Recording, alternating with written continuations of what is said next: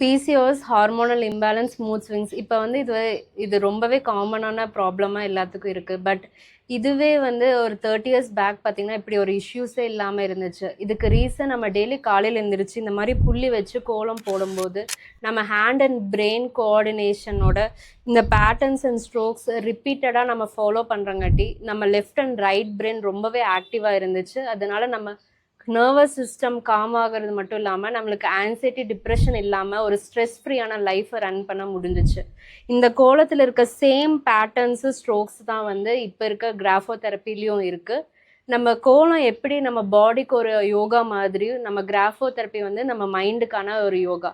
உங்களுக்கு இந்த மாதிரி கோலம் போட தெரியலனாலும் பரவாயில்ல, டெய்லி ஒரு 10 மினிட்ஸ் கிராஃபோ தெரப்பி எழுதினாவே போதும். உங்கள் பீரியட்ஸ் ரெகுலர் ஆயிரும், உங்கள் ஹார்மோன்ஸ் பேலன்ஸ் ஆயிரும். அது மாதிரி எந்த ஒரு ஃபர்டிலிட்டி இஷ்யூஸும் இல்லாமல் நீங்கள் ஹெல்த்தி அண்ட் ஹாப்பியராக இருக்க முடியும். தேங்க்யூ.